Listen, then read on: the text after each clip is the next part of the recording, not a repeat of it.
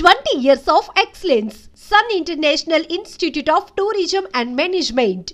మీరు పూరి జగన్నాథ్ గారితో చేస్తున్నప్పుడు మీ వర్క్ రిలేషన్ ఎలా ఉంది సార్? I like him. ఎక్కడ బాగుంది.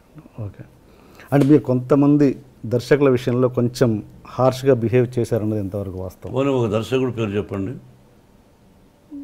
డైరెక్టర్ సూర్యకిరణ్ని మీరు చేసుకున్నారన్నది ఎంత?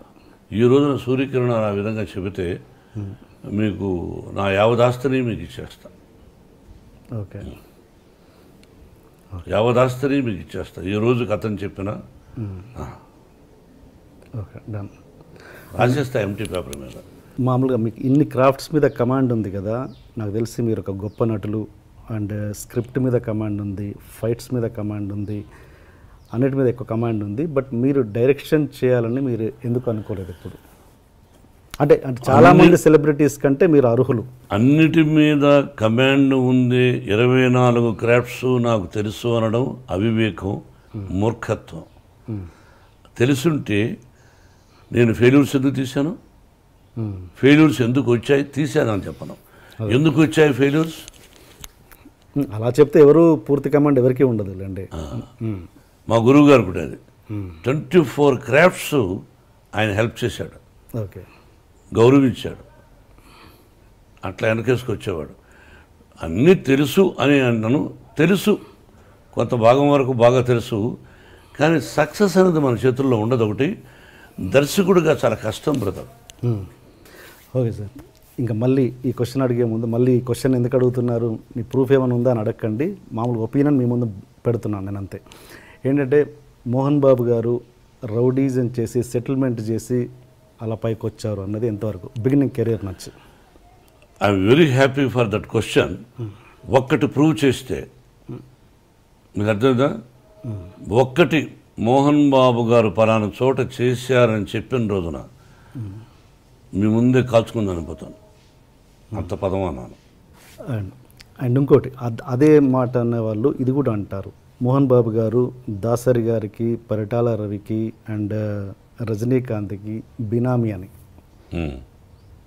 ఇది కూడా క్లియర్ చేయండి. అన్నం తినేవాళ్ళు ఎవరు అదే చెప్పరు. అన్నం తింటారు చూసారా, మా ఊళ్ళో అన్నం అంటే సంగటి కూడా అన్నమే, గంజి కూడా అన్నమే. అది తినేవాళ్ళు ఎవరు అది చెప్పరు. ఉంటే సినిమాలకు అప్పు ఎందుకు చేస్తాం, అది ఇంకంతే, ఒకటే ఆన్సర్. ఓకే. మామూలుగా ఇండస్ట్రీలో దాసరి గారికి, రాఘవేంద్రరావు గారికి ఎంతో కొంత, అంటే వాళ్ళు ఎంత మాట్లాడుకున్నా కూడా ప్రొఫెషనల్ రైవలరీ అనేది ఉంటుంది. నాకు తెలిసినంత వరకు లేదు, లేదా? అసలు ఇద్దరు ఒకరినొకరు బాగా ప్రేమించుకునేవాళ్ళు. ఛాలెంజ్ ఉండేది మన మనసులో, ఆయన మనసులో. రాఘవేంద్రరావు గారు హిట్ ఇస్తే అరే దానికంటే గొప్ప హిట్ ఇవ్వాలి మనం అనే తాపత్రయం ఆయన ఉండుండొచ్చు. ఓకే. ఇద్దరు మంచివాళ్ళు, ఒకరినొకరిని ప్రేమించుకుంటారు. ఓకే.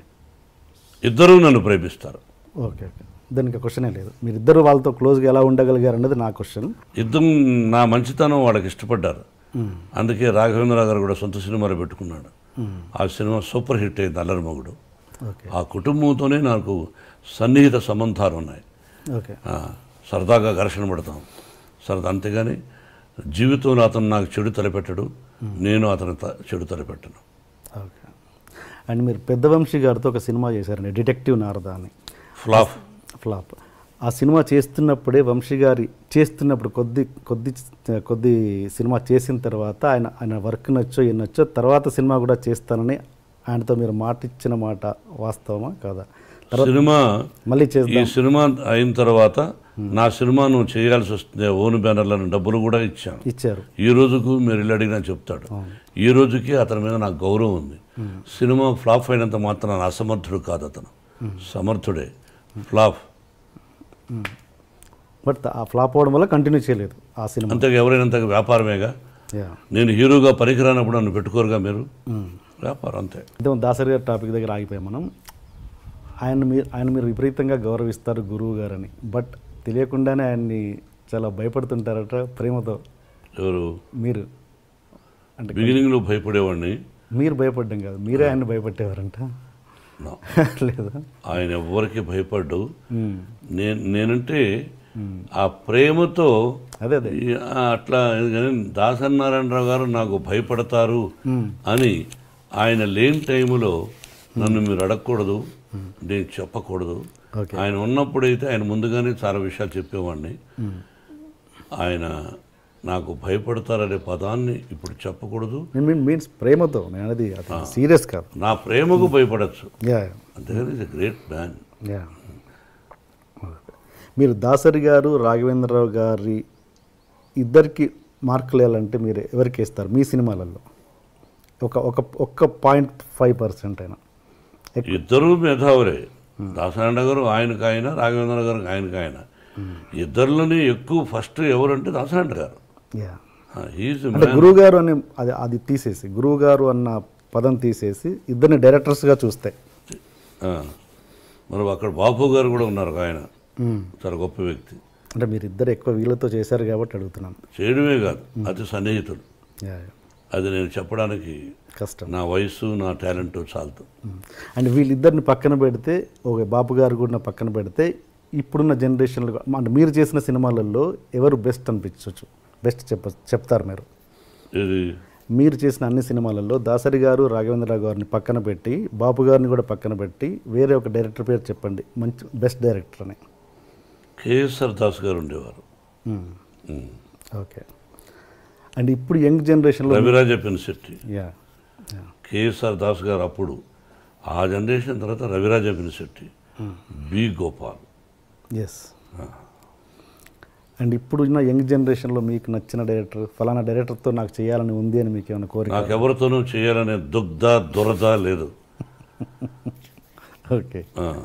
సో మీకు నచ్చిన ఇప్పుడు జనరేషన్ డైరెక్టర్స్ అందరూ ఇష్టమే, అందరినీ ప్రేమిస్తా, అందరినీ గౌరవిస్తా. ఇతని డైరెక్షన్లో నేను చేస్తే బాగుండు అని నేను ఎందుకు అనుకోవాలి? వాళ్ళకి నచ్చితే పెట్టుకుంటారు, అంతే. ఓకే. అండ్ దాసరి గారు ఆయన చనిపోయినప్పుడు ఆయన కనీసం చూడ్డానికి కూడా రాని వాళ్ళ మీద మీ అభిప్రాయం ఏంటి? అది వాళ్ళ సంస్కారం, వాళ్ళ విజ్ఞత, అంతే. మీరు ఎప్పుడు ప్రతి దాంట్లో, ప్రతి స్టేజ్లో కావచ్చు, ప్రతి ఎక్కడైనా ఒక చిన్న ఫంక్షన్లో కావచ్చు, వన్ మ్యాన్ షోగా ఉండడానికి ఎక్కువగా ఇష్టపడతారు? ఎందుకు?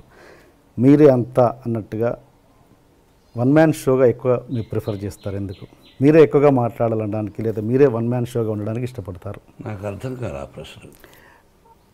అంటే ఎక్కడ మీరు సపోజ్ ఎగ్జాంపుల్ చెప్తాను. మీరు ప్రతిదీ అందరిని, అంటే మనకు ఎంతమంది గొప్ప వాళ్ళు ఆత్మీయంగా ఉండొచ్చు, సపోజ్ మీరు రజనీకాంత్ గారు ఆత్మీయులు, బట్ ఒక పబ్లిక్ ప్లాట్ఫామ్లో ఉన్నప్పుడు వాళ్ళని వాడు వీడు అని సంబోధిస్తుంటారు మీరు. అంటే మీకన్నా చనువు అన్నది పబ్లిక్ చూపిస్తుంటారు. అది ఎంతవరకు కరెక్ట్ అన్నది నేను. ఎన్టీ రామారావు గారు మహానుభావుడు. ఒక ఫంక్షన్లో నేను చంద్రబాబు అంటుండేవాడిని, నన్ను మోహన్ బాబు అన్నా అనేవాడు. చంద్రబాబు నాయుడు గారు అని అన్నాను. ఓకే. నా దగ్గర వీడియో ఉంది. గబక్కన మైక్ లాక్కొని ఆయన ఆ వేదిక మీద నేను, దాసనారాయణ గారు, రజనీకాంత్, రాఘవేంద్రరావు ఉన్నారు, అల్లరిపల్లి సీతో. ఓకే. గబక్కన మైక్ లాక్కున్నాడు ఆయన. ఏమది కొత్తగా మీరు ఏదో గారు అంటున్నారు? అది కదన్నయ్య, ఏమది నన్ను ఎన్టీ రామారావు అనలేదు కదా, అన్నయ్య రామారావు గారు అన్నారు. ఏమి వారుకున్న చదువు తప్పే ఉంది అన్నాడు. ఆయన అన్నాడని అన కాదు, ఐ గివ్ రెస్పెక్ట్. ఎనీ ముఖ్యమంత్రి అయినా ఎవరైనా గౌరవిస్తాను. చంద్రబాబుని వాడు అని సంబోధించనే తప్పది, చంద్రబాబుని సంబోధిస్తా. రజనీకాంత్కు నాకు ఇంకో అమరీష్ అని, మేమంతా స్నేహితులు కాబట్టి సహజంగా అది తప్పు అని అనడానికి మీరెవరు? వాడికి నాకు ఇష్టమైనప్పుడు, మా ఇద్దరికి ఇష్టమైనప్పుడు మీరెవరు? అసభ్య పదజాలం వాడినప్పుడు తప్పు, స్నేహపూర్వకంగా వాడు వీడు అని అంటే తప్పులేదు. రజనీకాంత్ నన్ను ఒకసారి దొంగనా కొడుకుడు అన్నాడు రామారావు గారిని పక్కన పెట్టుకుని. ఏది పబ్లిక్ ప్లాట్ఫామ్? పబ్లిక్లో. ఓకే. సరదాగా రామారావు గారు ఓరు పగలపడి వేడు ఆయన. అంటే అది సరదాగా వాడు అంటూ ఉంటాడు, వీ లవ్, అంత అది తప్పెట్టు అవుతుంది. అంటే ఇప్పుడు మీరు అన్నది మామూలుగా పబ్లిక్లో ఉన్నప్పుడు కాదు, పబ్లిక్ ప్లాట్ఫామ్లో అన్నాడా స్టేజ్ మీద? మేము ఫంక్షన్ చేస్తుంటే. ఓకే. సరదాగా అన్నాడు. నేను అది మర్చిపోయాం, మీరు అడుగుతున్నారు కానీ మేము ఆత్మీయులు సరదాగా మాట్లాడుకుంటూ ఉంటాం. Okay okay. అంటే ఇప్పుడు మీ గురువు గారైన దాసరి గారు కూడా మిమ్మల్ని నాకు తెలిసి స్టేజ్ మీద ఎప్పుడు వాడు వీడు అని సంబోధించలేదు ఆయన. ఒక సందర్భంలో ఎప్పుడైనా మోహన అని, దాందే ఉంది. అలా ఆయన ఒరే అంటే సంతోషం నాకు. ఓకే.